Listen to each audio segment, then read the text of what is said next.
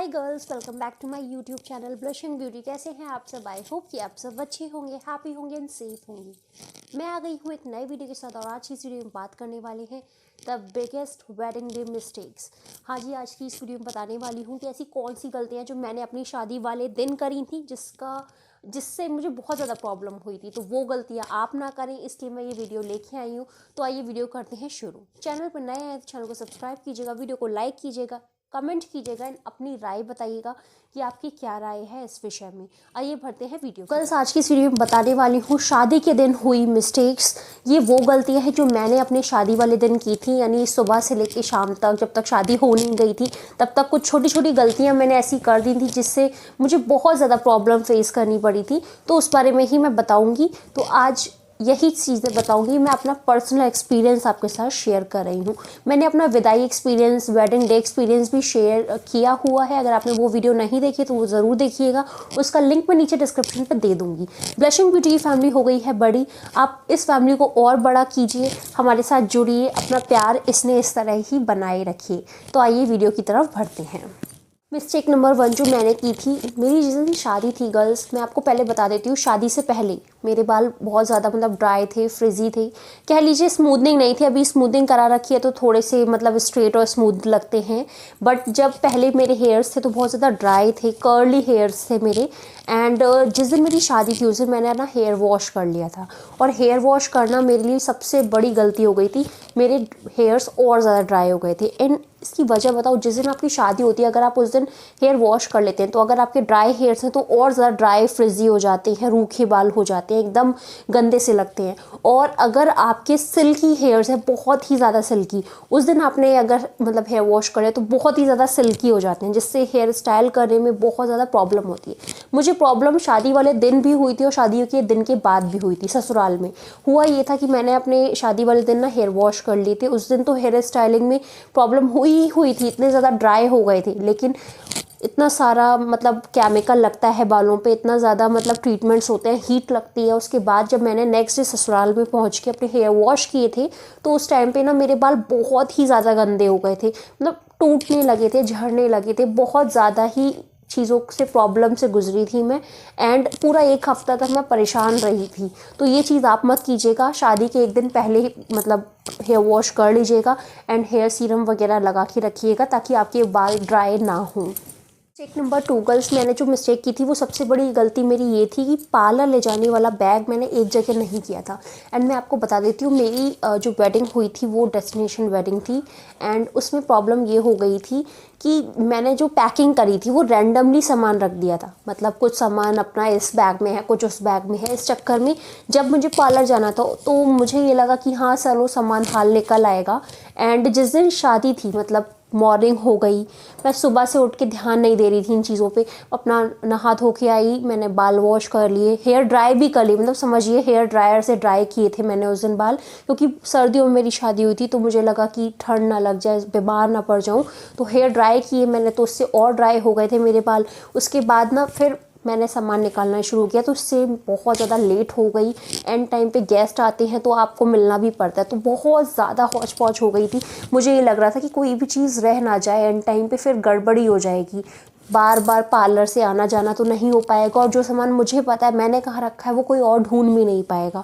तो ये थोड़ा सा एंड टाइम पे गड़बड़ी हो गई थी। तो इस चीज़ का आप ध्यान रखिएगा, पहले से ही अपना पार्लर ले जाने का सामान, यानी लहंगा, दुपट्टा, ज्वेलरी, जो भी सामान है, ब्राइडल स्टफ, सैंडल्स, पर्स और हेयर एसेसरीज, जो भी आप लेके जा रहे हैं सब कुछ आप एक जगह रख के लेके जाइएगा ताकि आपको एंड टाइम पे इस चीज़ की प्रॉब्लम ना हो। मिस्टेक नंबर 3 गर्ल्स, ये चीज़ मैंने की थी इसलिए मैं आपको बता रही हूँ, आप बिल्कुल भी ये चीज़ मत कीजिएगा। देखिए, एक तो शादी जैसे जैसे नज़दीक आती है ना वैसे वैसे टेंशन होती है, और सबसे ज़्यादा टेंशन आपको पता है किस दिन होती है? जिस दिन शादी होती है ना, उस दिन सुबह से आपके मन में इतना ज़्यादा टेंशन चल रही होती है, और ये वाकई में हर लड़की के साथ होती है। टेंशन नहीं कहूँगी, एक अजीब सी बेचैनी, घबराहट टाइप की फील हो रही होती है कि क्या होगा क्या नहीं होगा, ये सारी चीज़ें मेरे मन में चल रही थी। और ना मैं फ़ोन पे लगी हुई थी, ये सबसे बड़ी गलती थी। टेंशन चल रही होती, हम लोग कम खाते पीते हैं, अपना स्किन का ध्यान नहीं रखते हैं, पानी पीते नहीं हैं, इतना सब कुछ करते हैं, और टेंशन में ना ऑल टाइम बस फ़ोन में लगे रहना, फ़ोन में लगे रहना। फ़ोन में लगे रहने के कारण ना क्या होता है, फ़ोन की जो हार्मफुल रेज़ होती हैं वो हमारे माइंड पे असर करती हैं, टेंशन को बढ़ाती हैं। इससे आपको ना बहुत ज़्यादा प्रॉब्लम होती है।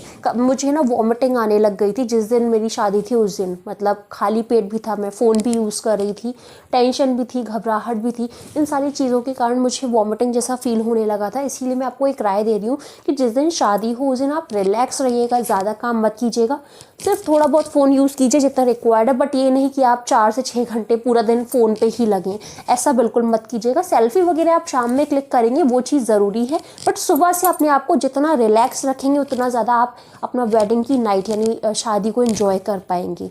इस चीज़ को ज़रूर ध्यान रखिएगा। वीडियो अगर अच्छी लग रही हो, इन्फॉर्मेटिव लग रही हो तो प्लीज़ लाइक कीजिएगा, क्योंकि अपना एक्सपीरियंस बता रही हूँ। जो चीज़ मैंने की वो चीज़ आप ना करें, बस मैं यही चाहती हूँ अच्छे से सबकी वेडिंग हो, सब लोग अपनी वेडिंग को एंजॉय करें। मिस्टेक नंबर 4 जो मैंने सबसे बड़ी गलती करी थी वो ये थी कि मैं पूरे टाइम खाली पेट रही थी। पूरे टाइम नहीं कहूँगी, होता क्या है गर्ल्स, घबराहट के कारण और बहुत सारी वजह होती है, आपसे खाया नहीं जाता। जब आपसे खाने की बोला जाएगा तो आप खाएंगे नहीं, और उसके बाद कभी फिर टाइम ही नहीं मिलता है। मतलब टाइम सिचुएशन ऐसी होती है, जब खाने को मिलता है तब हम खाते नहीं हैं, और जब भूख लगती है तब बिज़ी होते हैं तो खा नहीं पाती हैं। तो यही मेरे साथ हुआ था कि शादी के दिन मतलब नाश्ता मैंने किया नहीं था, मैंने भूख नहीं लगी थी। देन जो लंच हुआ था, लंच में मैंने थोड़ा सा बस ऐसे ही हल्का फुल्का खा लिया था। देन मैं चली गई थी पार्लर जाने के बाद वहाँ पे लग गए 4 घंटे पूरे। मतलब टाइम ऐसे 3 घंटे लगता है, बट क्या होता है, आप जाते हैं, थोड़ा सा क्लोथ चेंज करते हैं, 10-15 मिनट बात करते हैं, कुछ करते हैं, ये करते हैं, थोड़ा मेकअप शेयर करते हैं, जो भी चीज़ें हैं इन सब में भी टाइम लगता है। कभी आपका फ़ोन आ गया, कभी पार्लर वाले का फ़ोन आ गया, तो इन सब चीज़ों में टाइम लगता है। पूरे 4-4.5 घंटे लग गए थे पूरा ऊपर से नीचे तक रेडी होने में। एंड सही बताऊँ, उसमें मैंने कुछ भी नहीं खाया था। एंड सबसे बड़ी गलती वही थी, मेरे साथ कोई आया भी नहीं था जिससे मैं बोल देती कि मुझे खाने के लिए कुछ दे दो। एंड मेकअप करते समय मुझे बस लगा था चलो रेडी हो जाती हूँ पहले। एंड मतलब जब मैं रेडी हो गई थी, लिपस्टिक पुट ऑन करने से पहले पार्लर वाली ने मुझे पानी पिलाया था थोड़ा सा, उसके बाद बस दैट्स इट। उसके अलावा कुछ खाने को नहीं मिला। फिर उसके बाद मैं हॉल पे आ गई, शाम को थोड़ा बहुत कुछ खाया। तो उससे क्या होता है, डिहाइड्रेशन होता है आपको, और बहुत ही ज़्यादा ना वॉमिटिंग जैसा फील होता है। इससे आपको चक्कर भी आते हैं, आपको अजीब सा फील होता है। तो ऐसी गलती बिल्कुल मत कीजिएगा। मैं कहूँगी खाना अच्छे से खाइएगा, पार्लर जाने से पहले भरपेट खाइएगा। उसके अलावा पार्लर में जाने के बाद स्नैक्स ज़रूर लीजिएगा, थोड़ा बहुत कुछ ज़रूर लीजिएगा। चाय कॉफ़ी तो ठीक है, बट आप कुछ खाइएगा ज़रूर। चाहे फिर आप फ्रूट लें, जूस लें, या फिर कुछ और जो भी आपकी फास्ट फूड खाने का मन है तो वो लीजिए, लेकिन खाइएगा ज़रूर। और सबसे बड़ी बात जो मैंने गलती कर दी थी, होता क्या है कि हम पार्लर में रेडी हो जाते हैं और हमारा hair setting spray, makeup setting spray डल जाता है, मतलब यूज़ हो जाता है। हमको लगता है कि अब मेकअप एज इट इज़ रहने वाला है, ज़रा भी प्रॉब्लम नहीं आने वाली, बट होता है एक्चुअल में कुछ और है। कभी कभार आप आंसू आ जाते हैं आपकी आंखों से, या कुछ भी हो जाते हैं, तो आपका आई मेकअप ना लूज़ हो जाता है। जो आईज़ में ग्लू लगा होता है आपकी आई लैशेज़ को मतलब स्टिक करने के लिए, वो ग्लू लूज़ पड़ जाता है, क्योंकि आपकी आंखों में आंसू आ जाते हैं। तो मैंने क्या कर दिया था कि मेरा आई लैश मतलब आंसू आ गए थे मेरे, और मेरे पास आई लैश ग्लू ऊपर नहीं रखा था। तो बस मैं आपसे यही कहना चाहूँगी, कुछ बेसिक सा सामान जैसे आपका आई लैश ग्लू हुआ, लिपस्टिक हुई आपकी, मतलब थोड़ा सा कॉम्पैक्ट नहीं कहूँगी, लिपस्टिक, आई लैश ग्लू, बिंदी और परफ्यूम, ये सारी चीज़ें आप ऊपर हैंडबैग में रखिएगा। अगर कोई प्रॉब्लम हो जाती है, लिपस्टिक छूट जाती है या कुछ भी होता है, तो आप उसे पुट ऑन कर सकते हैं। आपको इधर टेंशन नहीं होगी कि अरे क्या हो रहा है ये सब, कि ब्राइड का परफेक्ट लगना बहुत ज़्यादा ज़रूरी है। कभी कभार पार्लर वाले सही प्रोडक्ट नहीं यूज़ करते हैं, कभी कभार होता क्या है कि लो क्वालिटी के प्रोडक्ट यूज़ करते हैं, तो लिपस्टिक छूट जाती है, या फिर आपके आई लैश ग्लू थोड़ा सा रिमूव हो जाता है। कोई भी वजह हो सकती है, हो सकता है कि कोई और आपने कुछ खाया उससे आपकी लिपस्टिक मतलब थोड़ी छूट गई, तो ये सारी चीज़ें भी हो सकती हैं। इसका भी ख्याल आप ही को रखना है।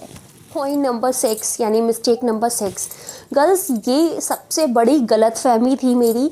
शादी से पहले ना मैं हमेशा यही सोचती आई थी, और अपने फैमिलीज़ में, अपनी मम्मी से, अपनी फैमिली में जितने भी रिश्तेदार थे, बातें होती थी, तो यही मेरे मन में था या शादी का लहंगा जो होता है वो मतलब इतना कॉस्टली आता है, 10,000, 15, 20, 25, मतलब कोई लिमिट ही नहीं है, इतना महंगा आप लहंगा परचेज़ करते हैं।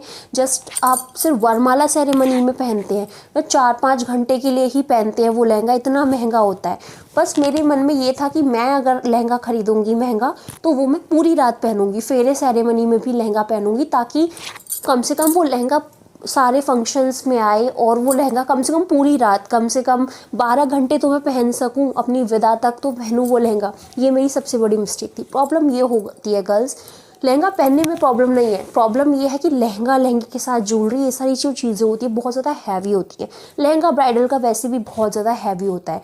तो जब सुबह होती है, जब तक आप की फेरे सेरेमनी आती है, टाइम आता है, तब तक आप बड़ा अच्छा फील कर रहे होते हो, खुश होते हो। लेकिन वेट जो होता है ना, एक तो इतना सब कुछ आप पुट ऑन किए होते हो, makeup, hair style, lehenga, blouse, dupatta, ये सब होता है, तो उसमें ना आपको बहुत ज़्यादा अनकंफर्टेबल लगता है। और मैंने चेंज नहीं किया था, वही लहंगा पहन के मैंने फेरे सेरेमनी की और विदाई करी।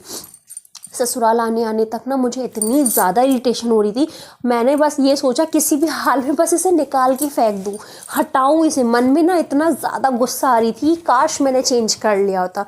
इतना ज़्यादा चुभन हो रही थी, ठंड का टाइम था, लेकिन फिर भी वो कपड़े मुझसे झिल नहीं रहे थे। ऐसा लग रहा था बस हटाओ इनसे, अब नहीं, बस हो गया। तो ये गलती आप मत कीजिएगा। अगर आपके यहाँ प्रथा है चेंज करने की, पीली, लाल, कोई भी साड़ी पहनने की या सूट पहनने की, तो आप चेंज कीजिएगा। इससे आपको बहुत हल्का फील होगा, फ्रेश फील होगा और आप इंजॉय कर पाएंगे। आपको एकदम फेड अप नहीं होंगे उन कपड़ों से, एकदम इरिटेशन नहीं होगी। आप फेरे, विदाई, सारी सेरेमनी अच्छे से इंजॉय कर पाएंगे। थोड़ा सा प्रॉब्लम ज़रूर होगी, उन कपड़ों को भी ऑर्गेनाइज़ करना होगा आपको, लेकिन आपके लिए अच्छा हो जाएगा। लाइट वेट क्लोथ्स होते हैं वो, तो आप अच्छे से बैठ के अपना जो भी पूजा होती है वो सब इंजॉय कर पाएंगे। नेक्स्ट गलती जो मैंने करी थी, यानी नेक्स्ट मिस्टेक जो मैंने अपनी शादी पे की थी, वो ये थी कि लिफाफे मैंने रेडी करके नहीं रखे थे। मैंने जस्ट क्या किया था, अपना जो ब्राइडल हैंडबैग होता है, मैंने उसकी एक वीडियो भी आपके साथ शेयर की हुई है कि ब्राइडल हैंडबैग में क्या क्या सामान आपको रखना है। अगर वो वीडियो नहीं देखी है तो ज़रूर देखिएगा, लिंक नीचे डिस्क्रिप्शन पे दे दूँगी। तो ब्राइडल हैंडबैग में मैंने लिफाफे रखे थे, सॉरी, अब मैं ये कहना चाह लिफाफे रखे थे और मैंने कैश रखा था, बट लिफाफे के अंदर कैश नहीं रखा था। मतलब लिफाफे अलग रखे थे, कैश अलग रखा था, लिफाफे के अंदर कैश नहीं रखा था। तो हुआ क्या, जब भी मतलब कोई भी रिचुअल हो रहा था मेरे ससुराल में ना, तो मुझे बहुत ज़्यादा अनकंफर्टेबल हो रहा था कि लिफाफे के अंदर मैं पहले कैश डालूँ, क्योंकि सब गेस्ट होते हैं और सबके सामने आप ये चीज़ तो नहीं कर पाएंगे। तो कुछ रिचुअल्स तो ऐसे हुए जब मैं लिफाफे के साथ नहीं दे पाई, मुझे जस्ट ऐसे ही कैश देना पड़ा। तो थोड़ा सा ऑकवर्ड लगता है ऐसे ही कैश देना सबके सामने। आप लिफाफे के अंदर पहले से करके रखिए, ताकि आपको ऑकवर्डनेस भी ना हो और कोई टेंशन नहीं होगी, यार अच्छा लगेगा, पहले से इंतज़ाम करके रखिए। एक और गलती जो मैंने की थी, फ़ोन चार्ज ना होना। ये एक साधारण सी बात है, आप सोचेंगे अरे ये क्या बता रही हूँ, लेकिन फ़ोन चार्ज ना होना, देखिए आप पार्लर के टाइम पे भी फ़ोन चार्ज रखें। एंड शादी जब होती है ना आपके, मतलब जब आप स्टेज पे जाते हैं वरमाला सेरेमनी के लिए, उस टाइम पे ऑब्वियसली आपका फ़ोन आपके पास नहीं होता है, किसी और के पास होता है। तो फ़ोटोज़ वगैरह क्लिक करवाने के बाद आप 1 घंटा या आधा घंटा चार्जिंग पे ज़रूर लगा दीजिए, क्योंकि सुबह फेरे होंगे, फेरे सेरेमनी, विदाई सेरेमनी होगी, उस टाइम पे आपको फ़ोन की ज़रूरत होगी। आप फिर से किसी से बोल के फ़ोटोज़ वगैरह क्लिक करवाएंगे, या कॉल वगैरह की ज़रूरत पड़ सकती है, या किसी भी इंपॉर्टेंट चीज़ की आपको ज़रूरत पड़ सकती है, तो आप फ़ोन चार्ज रखिए। एंड टाइम पे ऐसा रहो, क्योंकि जब मेरे फेरे सेरेमनी हुई थी तब तक मेरा फ़ोन एकदम डेड हो गया था, उस टाइम पे बिल्कुल चार्ज नहीं था, तो मैं सिंगल कॉल भी नहीं कर पा रही थी। फिर ससुराल आने के बाद ही मैंने चार्जिंग पे लगाया था। मेरी जो विदाई हुई थी, मैं आपको बता देती हूँ, वो रात में ही हो गई थी, ऐसे 4 बजे से पहले ही हो गई थी।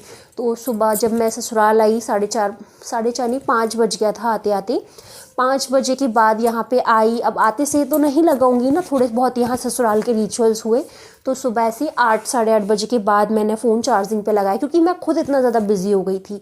तो थोड़ा सा आप टाइम निकाल के अपना आधे घंटे ना फ़ोन चार्ज ज़रूर कीजिएगा। मिस्टेक नंबर 9, जो कि सबसे बड़ा अजम्पशन था मेरा कि ऐसा करूँगी, बट ऐसा नहीं कर पाई।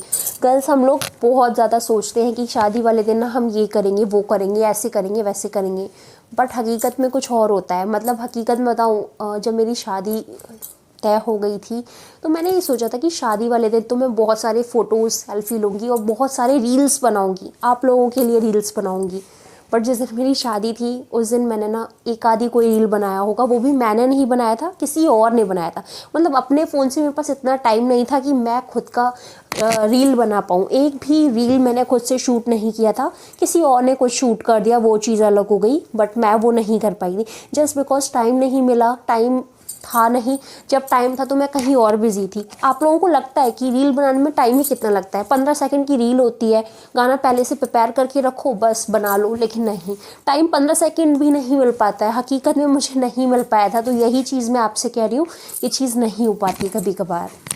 नेक्स्ट मिस्टेक जो मैंने की थी वो ये थी गर्ल्स, मैंने डबल दुपट्टा ड्रेपिंग करवाई थी। मतलब दुल्हन का जो जोड़ा होता है उसमें 2 दुपट्टे यूज़ किए थे, आगे और एक बैक पे, पीछे सर पे। मिस्टेक यहाँ पे ये कर दी थी कि जो मैंने सर पे दुपट्टा लगाया था वो मैंने हैवी ले लिया था। बताती हूँ वजह क्या थी। एक मैंने और दुपट्टा खरीदा था गोल्डन कलर का और एक रेड था। जो गोल्डन वाला था वो मैंने पीछे नहीं लगाया था, वो मैंने आगे ले लिया था क्योंकि मुझे लुक ज़्यादा अच्छा लगता। क्योंकि जब मैं पार्लर में रेडी हो गई थी, मेकअप हो गया था मेरा, उसके बाद मैंने आगे लगा के देखा तो मुझे वो बहुत ज़्यादा अच्छा लगा, आगे गोल्डन, और रेड वाला पीछे ज़्यादा अच्छा लग रहा था। तो इसलिए मैंने उनसे बोला कि आप रेड वाला पीछे कर दीजिए, गोल्डन वाला आगे कर दीजिए। तो रेड वाला जो ब्राइडल दुपट्टा तो बहुत हैवी था, एंड वही मेरी सबसे बड़ी गलती थी, मुझे ऐसे नहीं कराना चाहिए था। एंड दूसरी चीज़ आप लोग ध्यान रखिएगा, जब भी आप सेकंड दुपट्टा यानी डबल दुपट्टा में दूसरा वाला दुपट्टा पीछे लगवाते हैं तो उसको सेफ्टी पिन से अपने बैक पे सिक्योर करवा लीजिएगा, वरना आपका पूरा जूड़ा लटक जाएगा और आपका ना सर दर्द होने लगेगा। तो इस चीज़ को खास ख्याल रखिएगा कि अपना दुपट्टा उठा के, मतलब थोड़ा सा मैं आपको बताती हूँ किस तरह से। अच्छा, मैं एक वीडियो आपके साथ शूट कर दूंगी, दिखा दूंगी किस तरह से आपको डबल दुपट्टा ड्रेपिंग करवानी है, तो उससे आपको आइडिया लग जाएगा। आप कमेंट कर दीजिएगा नीचे, मैं तो एक और वीडियो बना दूंगी।